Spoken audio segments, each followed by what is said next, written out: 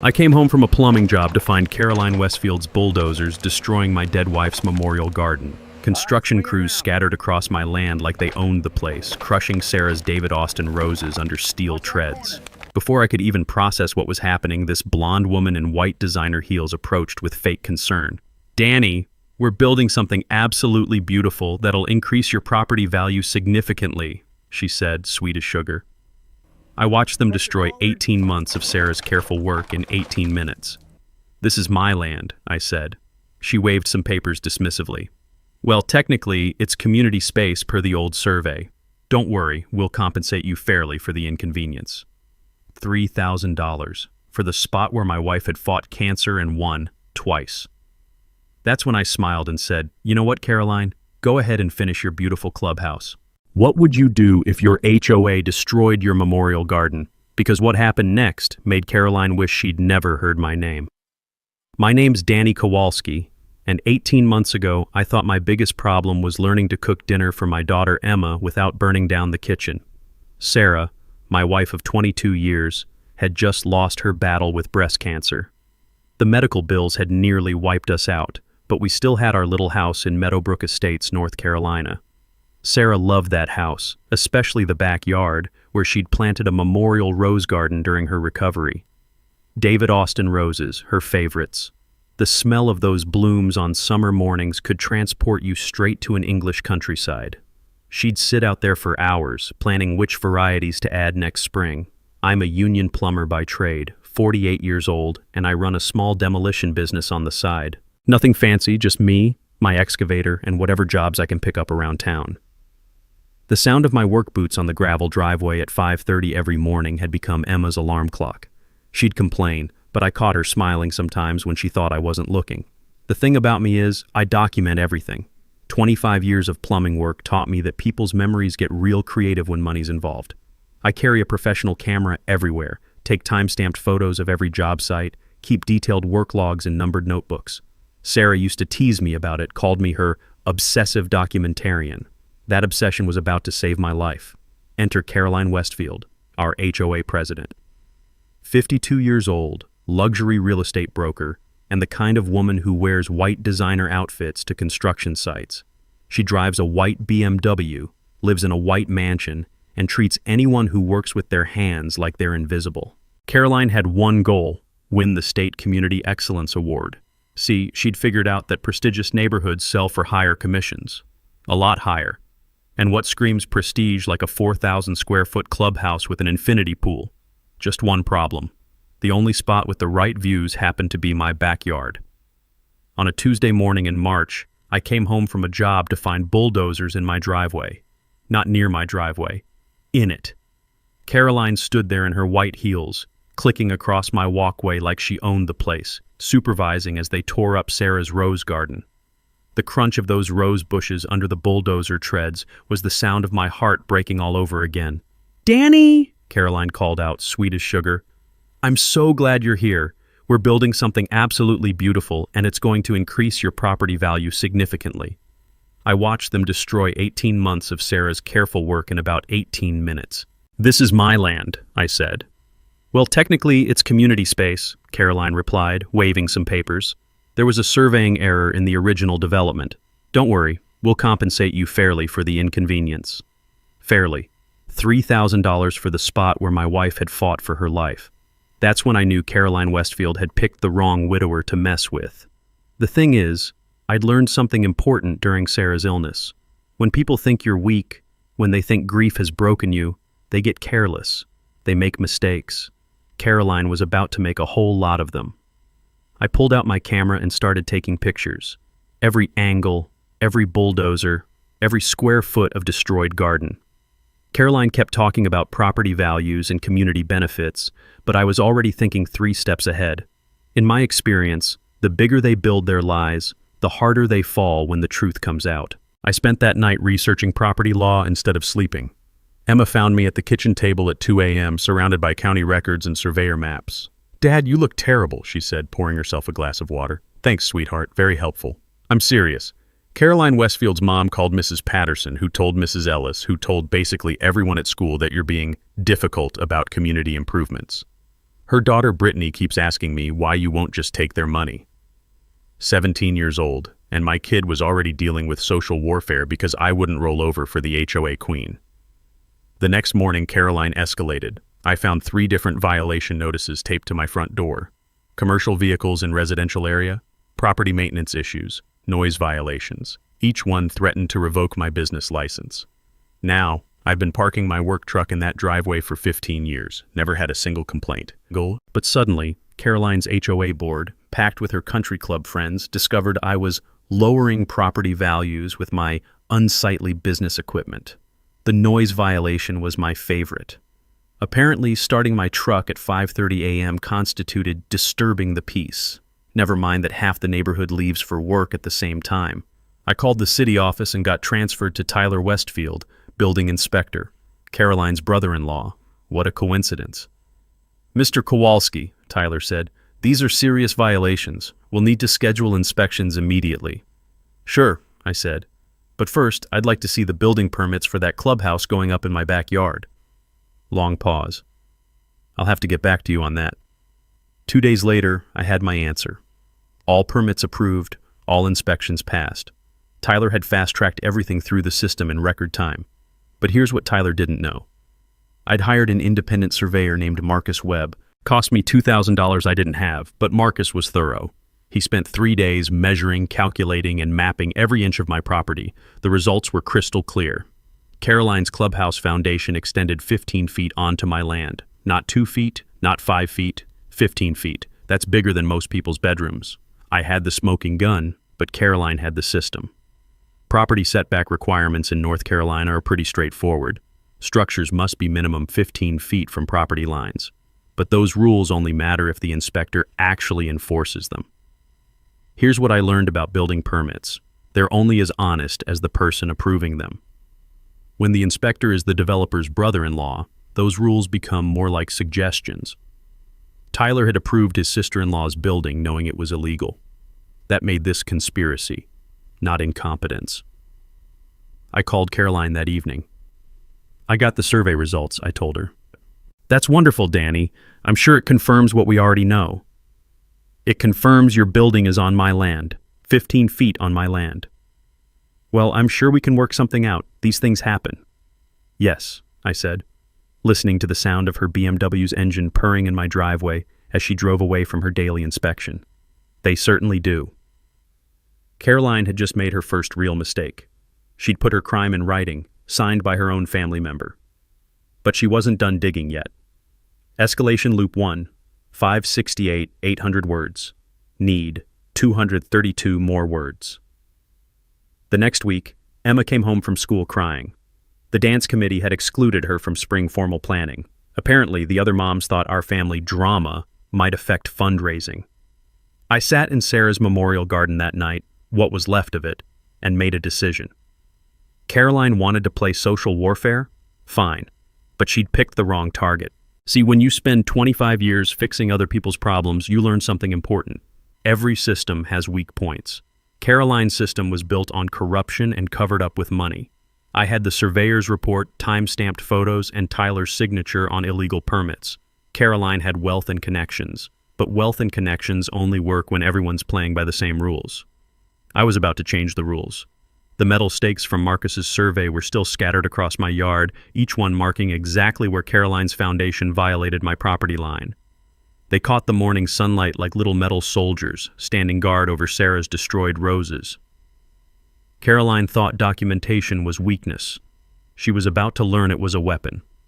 Caroline's next move came exactly 1 week later. Certified mail, return receipt requested. The HOA was fining me $150 per day for architectural violations. My crime? Storing unsightly business equipment where it could be seen from the street. My business equipment consisted of one work trailer with a rusty hitch and a small cement mixer, both legally parked in my own driveway, both there for 15 years without complaint. But Caroline had discovered the nuclear option, HOA covenants. According to the fine print I'd never bothered reading, the HOA board had authority to levy daily fines for covenant violations. Those fines could accumulate until they exceeded my property value, then trigger foreclosure proceedings. 6 weeks later, the fines totaled $6,000. My bank started asking questions about my business loan. Emma started asking questions about why her college fund was shrinking. I started asking questions about whether Sarah would forgive me for destroying our daughter's future over some dead roses. Caroline made sure I knew exactly what she thought about my situation. She started taking daily property inspections of the clubhouse construction. Always wearing white gloves, always carrying a clipboard, always taking photos of my violations like she was documenting evidence for court. I watched her photograph my rusty trailer hitch like it was a public health hazard. She actually got down on her hands and knees in that white pantsuit, snapping pictures of rust spots. The woman was thorough, I'll give her that. But thoroughness works both ways. I spent my evenings in the county records office, learning everything I could about building codes and zoning regulations. The clerk, Mrs. Rodriguez, started keeping coffee on for me. "You building something, Mr. Kowalski?" she asked one night. "No, ma'am, tearing something down." That's when I found Caroline's second mistake. The clubhouse didn't just violate property lines, it violated setback requirements from the street, and wetland buffer zones, and height restrictions for structures near power lines. Tyler had approved a building that broke 3 different laws, not just one. Building code violations and zoning violations are handled by different agencies with different penalties. Code violations get you fines. Zoning violations get your building condemned. Translation: Tyler broke 3 different laws, approving his sister-in-law's dream facility. But here's the thing that kept me up at night. I couldn't find the original environmental impact study. Every construction project near wetlands requires one. Tyler's files showed it was submitted and approved, but the actual document was nowhere in the public records. I started making phone calls. The environmental consulting firm listed on Tyler's paperwork had never heard of Meadowbrook Estates. The wetlands specialist whose signature appeared on the approval had been dead for 2 years. Caroline's beautiful clubhouse was built on forged environmental clearances. Emma found me at the kitchen table again, this time surrounded by environmental regulations and wetland protection laws. "Dad, Mrs. Patterson says her daughter overheard Caroline telling people you're an unreliable contractor. 2 of your regular clients canceled this week. Professional sabotage. Caroline was trying to destroy my business because I wouldn't roll over for her property theft." "Emma, can you sit down for a minute? Are we going to lose the house?" "Not if I can help it." "But what if you can't help it? What if we have to move? What if I have to change schools senior year?" I looked at my 17-year-old daughter who'd already lost her mother and now faced losing her home because some rich woman wanted a prettier view from her infinity pool. That's when I made the decision that changed everything. I called Marcus Webb, my surveyor, and asked him to expand his research, not just property lines, everything. Environmental surveys, wetland boundaries, protected species habitats, the works. "That's going to cost you, Danny." "How much?" "Another $3,000. I had exactly $3,200 left in my savings account. Sarah's emergency fund, untouched since her funeral. Do it. Because sometimes you have to risk everything to save what matters most. Escalation Loop 2, 695, 800 words. Need 105 more words. 3 days later, Marcus called with news that made my hands shake. "Danny, you need to see this. Caroline's clubhouse isn't just on your land. It's sitting on top of a federally protected salamander habitat. Underground spring system, endangered species, the whole 9 yards." I drove to his office and stared at the 1963 federal survey he'd found in the state archives. Clear as day. Blue Ridge salamander critical habitat protected under the Federal Endangered Species Act. Caroline hadn't just stolen my land. She'd committed a federal environmental crime, and Tyler had helped her cover it up. Caroline must have sensed the walls closing in, because her next offer arrived with flowers, actual flowers, white roses delivered to my front door with a handwritten note. "Let's put this behind us. $15,000 final settlement. Fresh start for everyone. 15 grand. For my land, my wife's memorial garden, and my promise to relocate my business outside Meadowbrook Estates." Caroline wanted me gone permanently. The roses went straight in the trash. White roses for a memorial garden where my wife had planted red ones. But Caroline's pressure campaign was working. 3 more clients canceled that week. Emma came home from school, quiet and withdrawn. The dance committee exclusion was just the beginning. Now parents were telling their kids to avoid the troubled family. One afternoon I found Emma crying in her room. "Brittany Westfield told everyone at lunch that you're trying to sue her mom because you're broke and desperate," she sobbed. "She said you're just looking for easy money because you can't handle mom being gone." I sat on the edge of Emma's bed watching my daughter's social life crumble because I wouldn't surrender to Caroline's intimidation. "Do you want me to take their money?" I asked. "I don't know. I just want this to be over. I want to be normal again." Normal. We hadn't been normal since Sarah's diagnosis 3 years ago. That night, I sat in what remained of the memorial garden. The bulldozers had left deep ruts in the soil, and weeds were already sprouting where Sarah's David Austin roses had bloomed. The smell of diesel fuel lingered in the earth. I almost called Caroline's lawyer to accept the settlement. Almost. Then I remembered Marcus's environmental survey.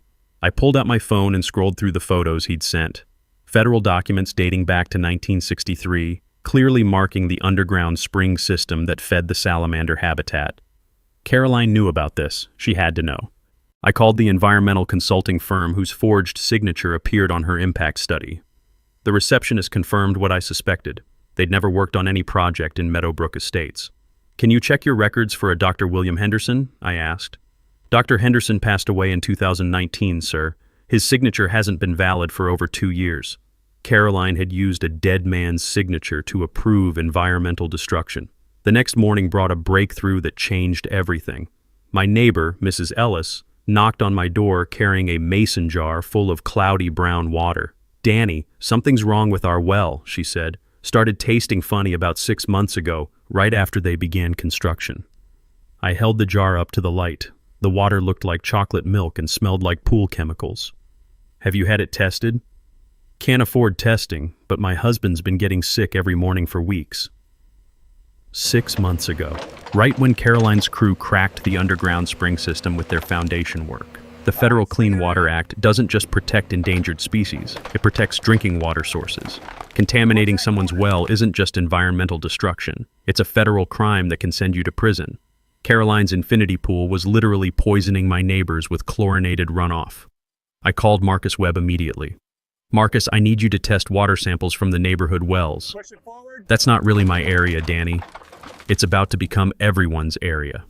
3 days later, Marcus delivered test results that made my blood boil. Mrs. Ellis's well showed dangerous levels of chlorine, construction chemicals, and bacteria. The spring that had provided clean water for 60 years was now a contamination source flowing directly from Caroline's illegal construction. Here's what I learned about the Federal Clean Water Act. It doesn't care about local politics, corrupt inspectors, or HOA covenants. When you contaminate drinking water sources, the EPA gets involved. And when the EPA gets involved, local cronies can't protect you. Translation: Caroline had just escalated from property theft to federal environmental crime. I had photographs of the contamination source, water test results, and proof of forged environmental documents. Caroline had a beautiful clubhouse sitting on top of a crime scene. But the best part? She still didn't know I knew. That evening, Caroline made her final mistake. She called me directly. "Danny, I hear you're stirring up trouble with the neighbors about their water." "Just helping folks figure out why their wells went bad." "Well, I'm sure it's just coincidence. Construction sites always cause temporary issues." "Temporary?" "Of course. Once we finish construction and landscape everything properly, I'm sure any minor water issues will resolve themselves." She'd just admitted knowledge of the contamination and intent to cover it up, on a recorded phone line. Game over, Caroline. I hung up the phone and immediately called the environmental lawyer Marcus had recommended. Caroline thought she was dealing with a broken-down widower who'd roll over for enough money. She was about to discover she'd picked a fight with federal environmental law. The breakthrough came from the most unlikely source, Caroline's own email. Emma had mentioned that Brittany Westfield was bragging about her mother's business connections and how they handled problems quietly. Teenage gossip, but it got me thinking. Caroline's confidence wasn't just arrogance, it was based on something concrete. I convinced Mrs. Ellis to file a formal complaint about her contaminated well, not with the city, with the EPA. Federal environmental crimes bypass local corruption entirely. 2 weeks later, EPA investigator Sarah Rodriguez, no relation to the county clerk, knocked on my door. She was young, thorough, and completely unimpressed by local politics. Mr. Kowalski, we're investigating potential Clean Water Act violations in your neighborhood. I understand you have documentation. I handed over everything. Marcus's survey, water test results, photos of the contaminated spring, and Tyler's signed permits approving construction over protected wetlands. Sarah's expression darkened as she reviewed the evidence. Mr. Kowalski, these are serious federal violations. Clean Water Act penalties start at $55,000 per day, plus mandatory habitat restoration costs, $55 grand per day, for 6 months of violations. But here's what really concerns me, Sarah continued. Your building inspector approved construction over federally protected habitat using forged environmental clearances. That suggests coordination between multiple parties. She pulled out her phone and showed me an email chain the EPA had subpoenaed from the city's servers. Caroline Westfield to Tyler Westfield, dated 6 months ago. Tyler, need environmental clearance fast-tracked for clubhouse project. Henderson's old signature should work fine. Nobody checks those old studies anyway. We'll handle your consulting fee as discussed. C. Tyler's response, consider it done. $10K covers my risk premium. Caroline had bribed her own brother-in-law to use a dead environmental consultant's signature to approve illegal construction over endangered species habitat. The EPA doesn't negotiate with environmental criminals. They prosecute them. What happens now? I asked. Now, we build a federal case.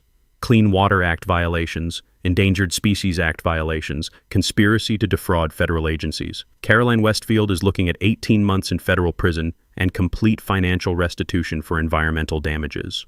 For the first time in 18 months, I smiled like I meant it. Sarah continued. Federal environmental cases override all local authority. Local police, local judges, local politics, none of that matters. This goes straight to federal court. Caroline's entire power structure was built on local connections and corrupt relationships. She'd never faced an opponent she couldn't buy, bully, or manipulate through social pressure. The United States Environmental Protection Agency doesn't care about country club memberships. There's one more thing, Sarah said.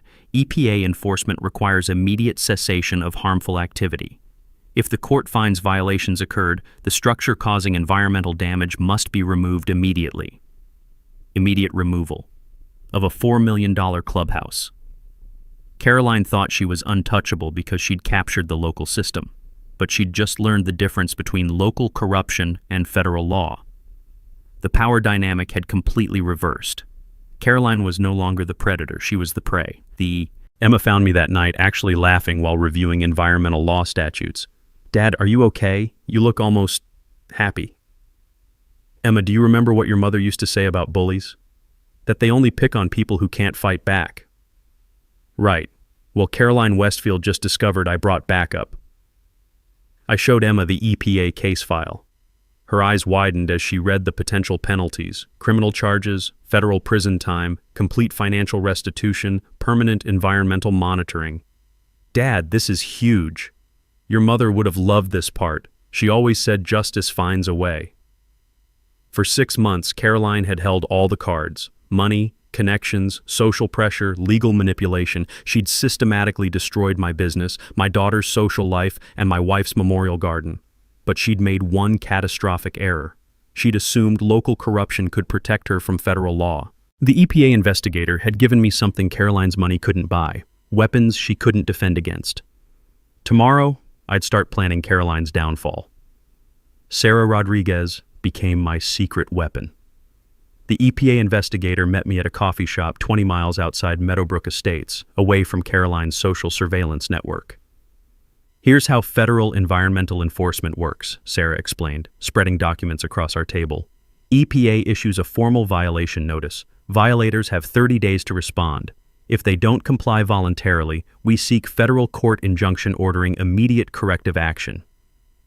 Immediate corrective action. That meant demolition. What kind of timeline are we looking at? EPA violations get priority treatment in federal court.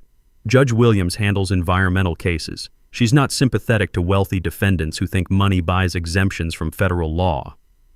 I pulled out my notebook and started taking detailed notes. After 25 years of plumbing work, I'd learned that successful projects require careful planning. What about financial damages? Sarah consulted her case file. Habitat restoration for endangered salamanders runs about $600,000. Property damage to your land, another $300,000. Punitive damages for willful violations. She paused.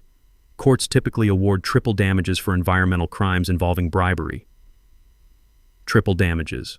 That put total restitution around $1.2 million, the exact amount that would let me rebuild Emma's college fund, expand my business, and create something positive from Caroline's destruction.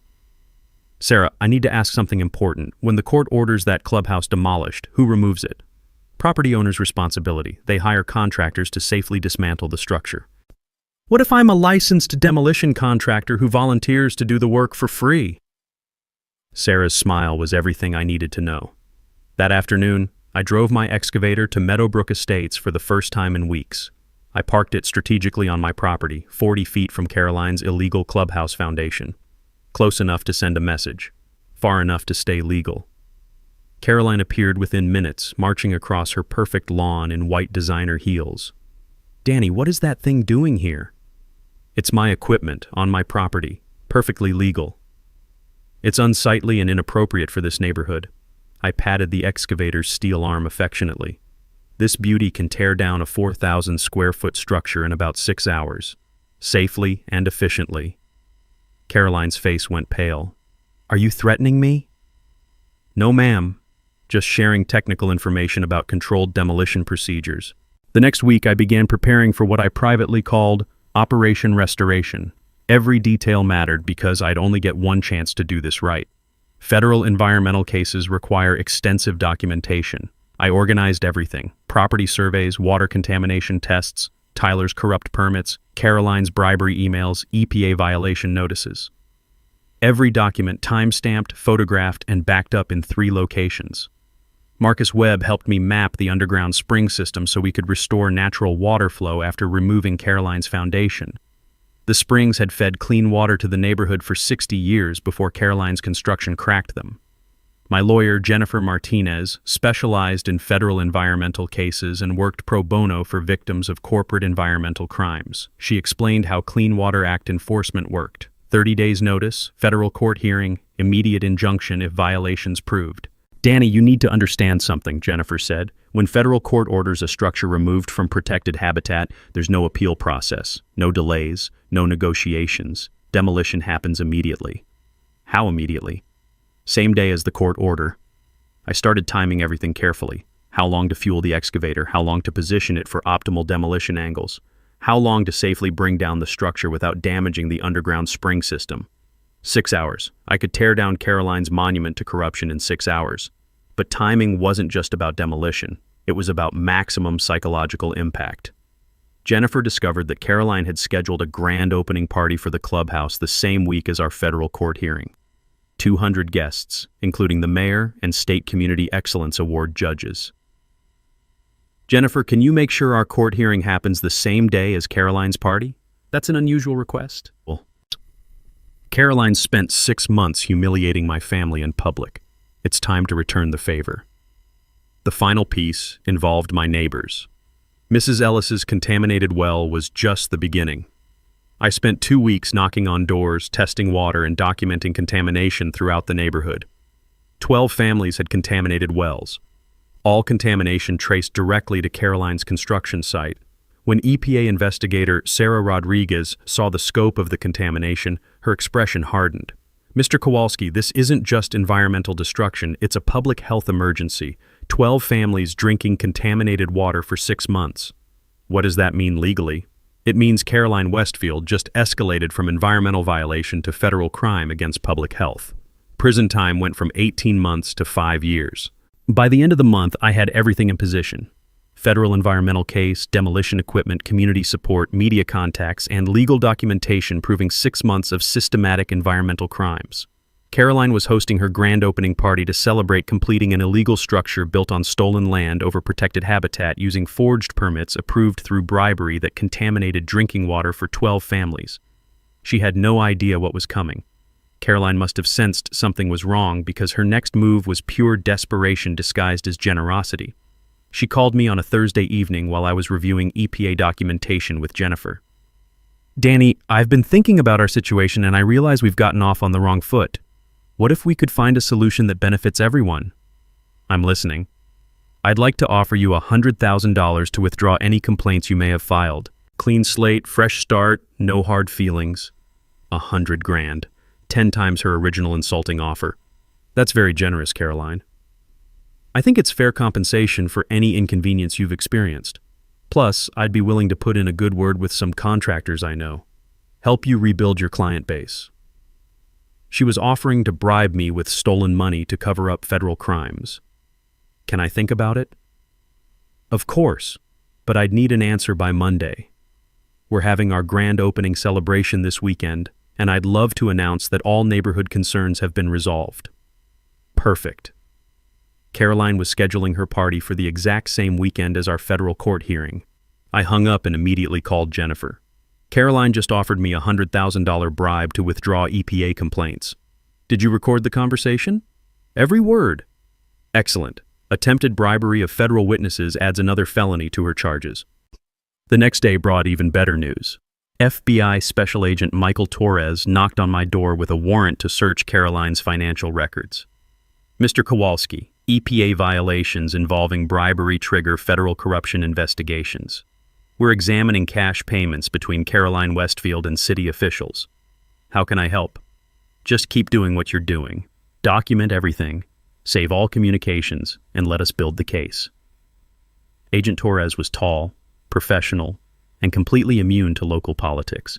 He'd spent 10 years investigating white-collar environmental crimes. Sir, can I ask about timing?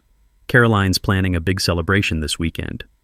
Timing is everything in federal cases. We coordinate arrests with maximum impact for deterrent effect. What does that mean? It means Caroline Westfield will be in federal custody before her party ends. That afternoon, Tyler Westfield appeared at my door. Caroline's brother-in-law looked terrible, pale, sweating, nervous. Danny, we need to talk. Sure, Tyler, come on in. Look, I know there might be some irregularities with the clubhouse permits. Irregularities. Caroline pressured me to fast-track approvals, said it was for the good of the community. I didn't realize there might be environmental issues. Tyler was trying to flip on Caroline to save himself. Tyler, you signed permits approving construction over federally protected habitat using a dead man's signature. Caroline told me the environmental study was legitimate. She said Dr. Henderson had approved it before he passed away. You took $10,000 to falsify federal documents. Tyler's face crumpled. How did you know about the money? EPA has all your emails. Oh God, what do I do? Call the FBI, cooperate fully, hope they give you credit for coming forward. Tyler left my house a broken man. Caroline's entire corruption network was collapsing, but Caroline wasn't finished fighting. Saturday morning, 2 days before the federal court hearing, I woke up to find my excavator's hydraulic lines cut. Professional sabotage designed to disable my equipment right before I'd need it most. I called Agent Torres. Obstruction of federal environmental enforcement, he said grimly. That's another felony. Caroline's really determined to destroy her life completely. Can you prove she did it? We don't have to. Her cell phone puts her in your neighborhood at 3 a.m. That's enough for conspiracy charges. I spent Saturday rebuilding the hydraulic system while Caroline hosted her pre-party social events. She was telling everyone that the neighborhood difficulties had been resolved and the Community Excellence Award was practically guaranteed. Emma helped me repair the excavator, handing me tools and keeping me company.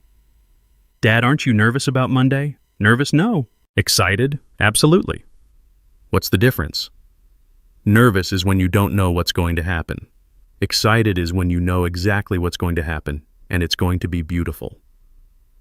Sunday evening, Jennifer called with final confirmation.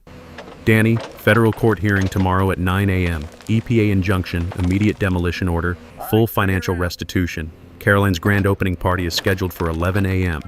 Perfect timing. She has no idea what's coming. Caroline thinks she's about to celebrate her greatest triumph. Instead, she's about to watch her empire crumble in real time. I spent Sunday night fueling the excavator, checking every system and preparing for the most satisfying 6 hours of work in my entire career. Caroline's party was about to become my demolition celebration. Monday morning brought Caroline's final, most desperate move. At 7 a.m., exactly 2 hours before our federal court hearing, she arrived at my house with an emergency HOA board resolution. "Danny," she called out, pounding on my front door. "Emergency HOA meeting. Your presence is required immediately." I opened the door to find Caroline flanked by 3 board members, all holding official-looking documents. "What's this about, Caroline?" "The HOA board has voted to exercise emergency eminent domain authority. Your property poses an immediate public safety hazard and must be seized for community protection." Eminent domain. Caroline was trying to steal my entire house to stop the federal court hearing. On what grounds? Your illegal business operations, unsightly equipment storage, and potential environmental contamination from your septic system. The irony was breathtaking. Caroline, who'd actually contaminated the neighborhood's water supply, was claiming my property was environmentally dangerous. "Caroline, federal court starts in 2 hours. This won't work." "Federal court? I don't know what you're talking about. This is a local matter handled by local authorities." She genuinely believed local corruption could override federal environmental law.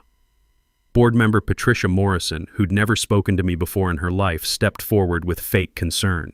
"Danny, we're prepared to offer you fair market value for your property. $300,000 closing today. $300,000 for a house worth $450. Plus they'd get to stop federal prosecution of their board president. And if I refuse? Emergency eminent domain doesn't require owner consent," Caroline said smugly. "City council meeting this afternoon. Foreclosure proceedings begin tomorrow." Caroline had packed the city council with her country club friends. She thought she could steal my house the same way she'd stolen my backyard. But she'd made one critical error. She'd forgotten about Agent Torres. I pulled out my phone and called the FBI. "Agent Torres, Caroline Westfield just threatened to seize my house to prevent federal court testimony. That's witness intimidation and obstruction of federal proceedings, both felonies. What should I do?" "Document everything. We'll handle it." 20 minutes later, 3 FBI vehicles pulled up to my house. Agent Torres stepped out carrying handcuffs. "Caroline Westfield, you're under arrest for witness intimidation, obstruction of federal environmental enforcement, and conspiracy to defraud federal agencies." Caroline's face went white as Agent Torres read her rights. "This is ridiculous. I'm exercising legitimate HOA authority." "Ma'am, attempting to seize a federal witness's property to prevent court testimony is a federal crime." The other board members scattered like cockroaches when lights come on. Patricia Morrison was in her BMW before the handcuffs clicked shut. "Agent Torres," I said, "Caroline's husband is her lawyer. Shouldn't someone contact him?" "Already tried. Thomas Westfield is also in federal custody. Conspiracy charges related to the same environmental crimes." Caroline's entire power structure had collapsed in one morning, but the best part was yet to come. At 9 a.m. sharp, I sat in federal district court watching Judge Williams review EPA evidence. Caroline appeared in an orange jumpsuit, having spent the previous night in federal lockup. "Ms. Westfield," Judge Williams said, "EPA investigation has documented extensive violations of the Clean Water Act and Endangered Species Act, compounded by bribery and falsification of federal documents." Caroline's public defender looked overwhelmed. Federal environmental crimes aren't usually defended by overworked local attorneys. "Your Honor, my client maintains this was a misunderstanding about local permitting procedures."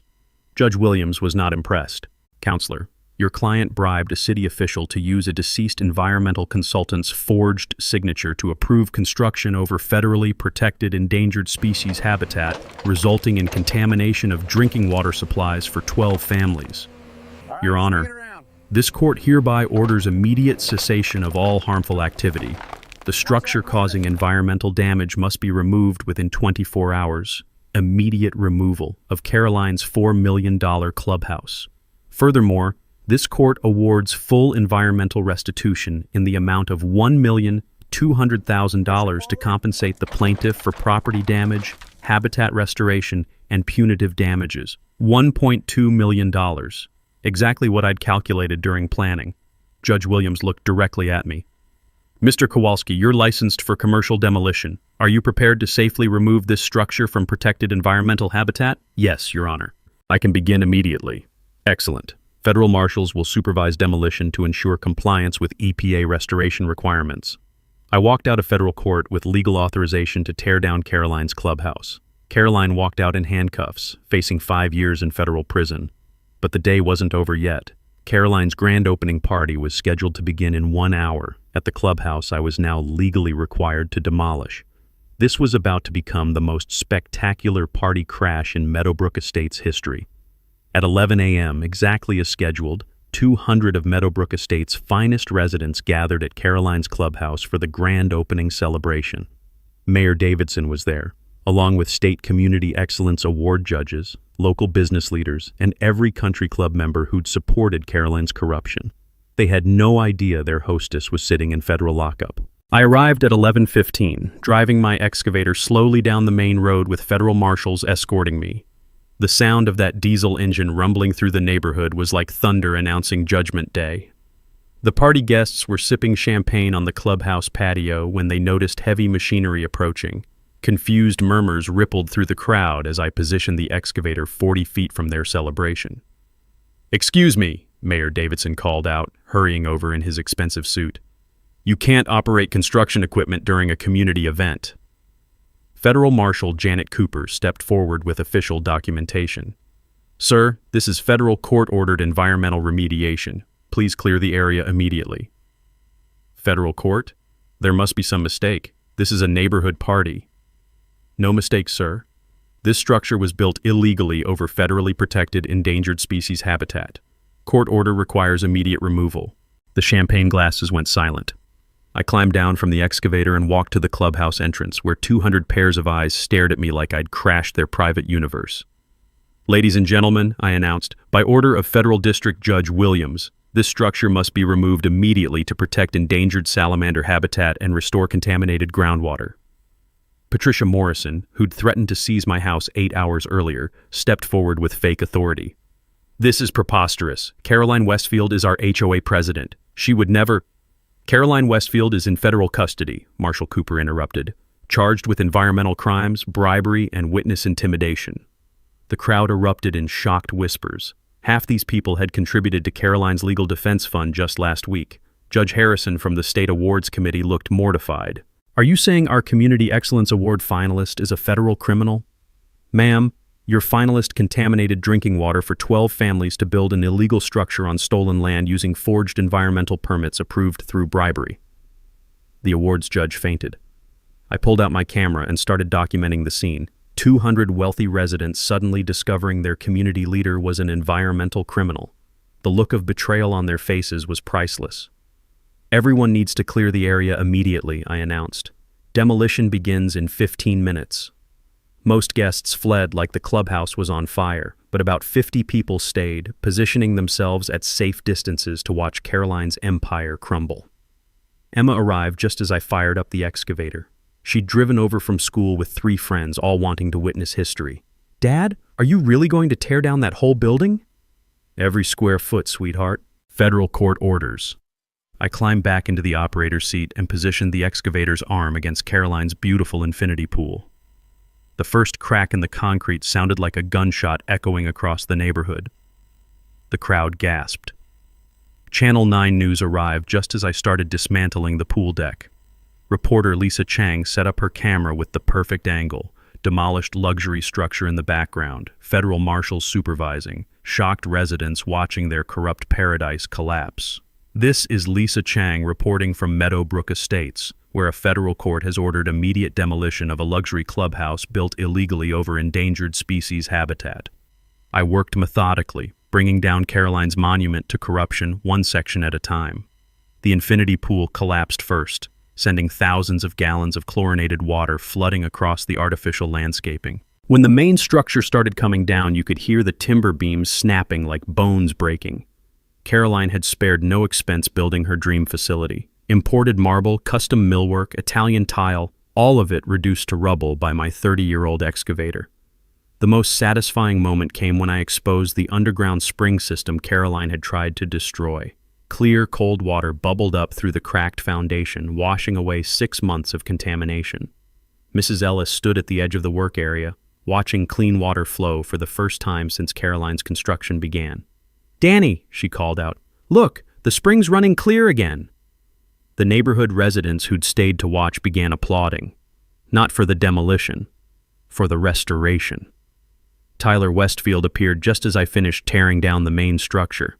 Caroline's brother-in-law looked like he'd aged 10 years in 2 weeks. "Danny, I'm sorry," he said. "I never meant for any of this to happen." "Tyler, you took money to approve illegal construction over protected habitat. People could have died drinking contaminated water." "I know. FBI says I might avoid prison if I cooperate fully with their investigation. Good luck with that." By 4 p.m., Caroline's $4 million clubhouse was completely demolished. 6 hours of controlled destruction, exactly as planned. The crowd that remained burst into spontaneous applause as I shut down the excavator. Federal marshals documented the complete restoration of natural water flow through the salamander habitat. Lisa Chang interviewed me while standing in the ruins of Caroline's corruption. "Mr. Kowalski, how does it feel to tear down a structure that caused you so much grief?" "Ma'am, this was never about revenge. This was about protecting my wife's memory, my daughter's future, and my community's environment." What's next for Meadowbrook Estates? Next, we rebuild this community the right way, with integrity. 6 months later, Emma and I sat in Sarah's restored memorial garden, watching crystal-clear spring water bubble up through natural stone channels we'd built to honor the salamander habitat. The federal court case wrapped up faster than anyone expected. Caroline pled guilty to all charges and received 18 months in federal prison plus full financial restitution. Tyler cooperated with authorities and got probation, but lost his city job permanently. The $1.2 million settlement covered everything: property damage, environmental restoration, Emma's college fund, and expansion of my demolition business. I hired 3 employees, bought new equipment, and started specializing in environmental remediation work. Caroline's white BMW was repossessed 2 weeks after her conviction. Her luxury house went into foreclosure when legal fees consumed her trust fund. Last I heard, she was working at a discount furniture store in Charlotte, banned from real estate for life. The Meadowbrook Estates HOA dissolved completely. Residents voted to form a voluntary neighborhood association with common-sense rules and transparent budgets. They asked me to serve as advisor, helping prevent future corruption. Our first community project was establishing an annual salamander festival to celebrate environmental conservation. We raised $15,000 for wetlands education programs at local schools. Emma organized the whole event as her senior project. The State Community Excellence Award went to a neighborhood in Asheville that actually followed environmental laws. Judge Harrison sent a personal apology for not researching Caroline's background more thoroughly. Mrs. Ellis's well water tested clean for the first time in 2 years. 11 other families also had their water supplies completely restored. The EPA designated our underground spring system as a model for community-based environmental protection. Emma thrived in the aftermath. Her classmates went from avoiding our troubled family to respecting her father's environmental victory. She started an environmental club at school and won a full scholarship to study environmental law at UNC. "Dad," she said one evening as we planted new David Austin roses, "I think Mom would be proud of what you did." "I think she'd be proud of what we did. You stood by me when things got tough." "When I first heard about the lawsuit, I thought you were just being stubborn about some dead flowers. And now? Now I understand. You weren't fighting for roses. You were fighting for what's right." The memorial garden bloomed more beautifully than ever. Sarah's favorite varieties thrived in soil that was finally free from contamination. The scent of those roses on summer mornings could still transport you to an English countryside, exactly as Sarah had intended. I established the Sarah Kowalski Environmental Protection Scholarship at our community college. $5,000 annually for students studying environmental science or conservation, funded entirely by Caroline's restitution money. The scholarship's first recipient was a young woman whose family had been poisoned by industrial contamination in their rural community. She reminded me of Emma, smart, determined, and committed to protecting others from environmental criminals. My demolition business expanded beyond my wildest expectations. Word spread about the Meadowbrook Estates case, and property owners throughout North Carolina started calling for help with illegal construction problems. I developed expertise in environmental compliance and habitat restoration. 3 years later, I testified before the state legislature about strengthening environmental enforcement. The bill passed unanimously and became known as the Clean Water Protection Act. Caroline's crimes had created precedent for prosecuting environmental corruption. Tyler Westfield works at a hardware store now, helping weekend DIYers pick out screws and paint. He nods when he sees me, but doesn't try to make conversation. Some bridges can't be rebuilt. Emma graduated valedictorian and headed to law school with a full ride. Her acceptance essay described watching her father fight federal environmental crimes with nothing but determination and an excavator. My father taught me that ordinary people can defeat powerful criminals when they're willing to document the truth and never give up, she wrote. Environmental justice isn't about having money or connections. It's about having courage.